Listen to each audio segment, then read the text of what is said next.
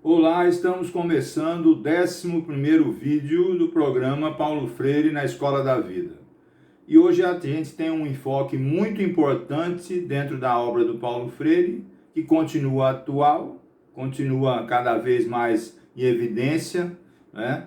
E a primeira coisa a dizer é que quando a gente vai observando o pensamento do Paulo Freire, vai estudando o pensamento do Paulo Freire, várias correntes teóricas, várias influências teóricas vão se mostrando.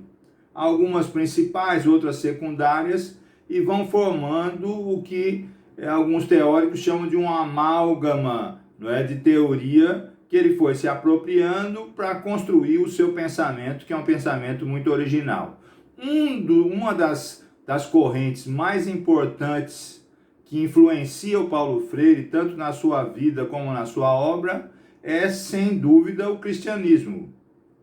Paulo Freire sempre foi um cristão, vamos dizer, progressista, que depois, a partir dos anos 60, vai se identificando cada vez mais com a teologia da libertação, mas desde os primórdios do seu trabalho mais conhecido no Recife, em Pernambuco, vai se identificando, por exemplo, com o trabalho desenvolvido por Dom Helder Câmara em Recife, em Olinda, não é?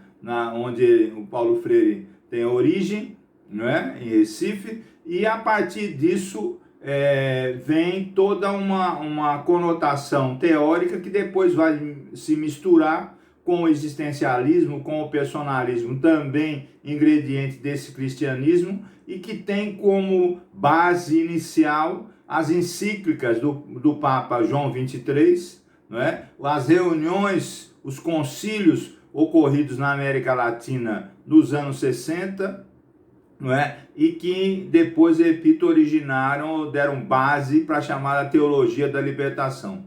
Quando você lê, por exemplo, a obra mais conhecida do Paulo Freire, A Pedagogia do Oprimido, não é? Que ela sai no fim dos anos 60, ela é muito convergente em algumas coisas com os princípios da chamada teologia da libertação. Depois o Paulo Freire faz livro com o Frei Beto, não é? É muito convergente com ideias de Leonardo Boff, etc. No final das contas, o Paulo Freire mostra esse cristianismo colocado como progressista ao longo da sua obra, não é? Isso vem desde a sua família, não é? Passa por essa adoção de um cristianismo mais, vamos dizer, ligado aos problemas dos oprimidos, não é? Ele diz, inclusive, que logo no começo dos anos 60, ou um pouco antes, vai trabalhar com pessoas oprimidas, não é? Exatamente em função dessa opção, ele diz, a sua camaradagem com o Cristo, e também com isso depois, a partir de que ele começa a adotar algumas ideias do marxismo, né, ele junta uma coisa com a outra de uma maneira muito especial, de uma maneira muito original. E, inclusive, declara várias vezes que não vê contradição entre o seu Cristo e o Marx que ele vai adotar, justamente o que serviu também de base para a teologia da libertação. Isso é muito importante, e se você acompanhar o pensamento do Paulo Freire ao longo das décadas, ao longo do tempo, você também vai entender que a sua preferência por ir trabalhar no Conselho Mundial das Igrejas, veja só, o Conselho Mundial das Igrejas, que fica em Genebra, que é um órgão ecumênico, não foi só uma opção de trabalho, mas foi uma opção pessoal, uma opção que vem desse formato que ele já adquiriu antes, não é? Então, dos 16 anos, por exemplo, que o Paulo Freire passa no exílio, 10 anos ele passa no Conselho Mundial das Igrejas, e é ali, inclusive, que a sua obra ganha dimensão mundial, indo para vários países, inclusive é daí que surge o trabalho dele de assessoria e de trabalho pessoal, etc., com a equipe do Instituto de Ação Cultural, com o IDAC, né? Mas com os países de língua portuguesa da África, recém saídos da colonização portuguesa, não é? Isso é muito importante da gente verificar. Então existe um histórico, não é à toa, veja só, não é coincidência nenhuma, que depois, quando ele volta para o Brasil, depois da anistia de 79, já nos anos 80, ele vai trabalhar na Pontifícia Universidade Católica de São Paulo, na PUC de São Paulo, não é? A convite da PUC de São Paulo, mas sob a égide, não é? do seu grande mentor e o seu dirigente máximo, que era Dom Evaristo Arnes. Então veja que nesse começo que eu disse antes, tinha Dom Helder Câmara, e depois, quando ele volta do exílio, tem Dom Arnes, Dom Evaristo Arnes em São Paulo, na PUC, não é? O grande chanceler da PUC, no caso, não é?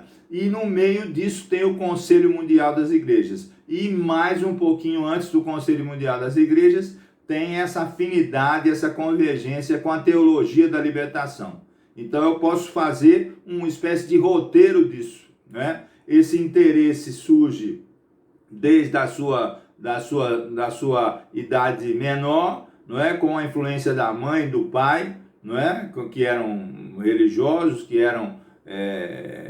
que influenciam Paulo Freire de maneira diferente, mas influenciam, né? Depois que ele vai para a Universidade do Recife e para o movimento de cultura popular, isso é simultâneo ao trabalho gigantesco de Dom Helder Câmara, não é? E há uma aproximação, não é? Há uma vinculação com esse trabalho. Depois que ele é exilado, não é? Pela ditadura militar, ele também converge as suas ideias com a teologia da libertação, né? Em seguida vai para o Conselho Mundial das Igrejas, trabalha lá durante 10 anos, e ele diz que foi o lugar que ele mais se sentiu livre e à vontade e apoiado para expandir as suas ideias. O trabalho na África é um trabalho sequente. Quando ele volta para o Brasil, depois da anistia, ele vai trabalhar na PUC de São Paulo, na Pontifícia Universidade Católica, e também na Unicamp, né? Então essa trajetória é muito marcada por essa influência. E ela é muito importante,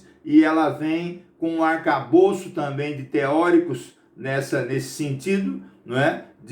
Do existencialismo, do personalismo, que embasam as suas ideias, que dão vigor para as suas ideias, que depois se misturam, não é, com ideias do Marx, do Gramsci, de outros autores, fazendo aí um amálgama teórico muito importante. Mas nesse amálgama teórico você nunca vai deixar de vislumbrar com muita clareza essa influência, né, desse cristianismo progressista, eu estou chamando assim, das ideias do Paulo Freire. Isso é um norte para ele, é um sul para ele, é um caminho muito importante para a gente entender o Paulo Freire. Eu posso dizer que você não consegue entender o Paulo Freire sem entender esse cristianismo progressista que ele carrega.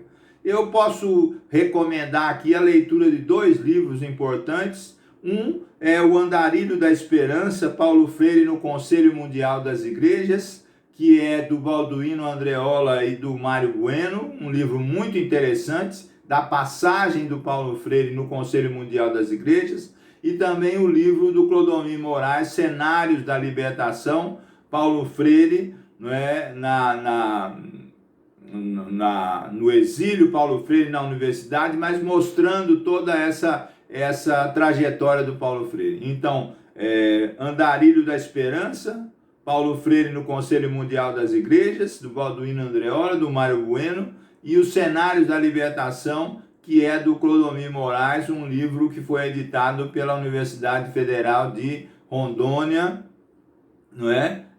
Que traz essa trajetória muito interessante. Recomendo essas leituras. Mas você encontra várias outras passagens da obra do Paulo Freire que você pode notar essa influência desse cristianismo progressista que eu chamei aqui, que é muito determinante. Volto mais uma vez a recomendar, também tem lá a outra programação do Paulo Freire Vivo, que a gente fez anteriormente para a TV UFPB, e lá tem um dos programas dedicados especialmente com maior profundidade, com maior tempo para isso, não é? Eu queria desde já então, mais uma vez, que eu agradeço o seu acompanhamento, repetir um pouco isso. Não dá para entender o Paulo Freire sem entender, não é, como é que ele se apropria desse cristianismo progressista, não é? Tanto no trabalho inicial em Recife, depois no trabalho no exílio, não é, com a teologia da libertação, depois no Conselho Mundial das Igrejas e depois da sua volta para o Brasil com a anistia, indo trabalhar na PUC de São Paulo.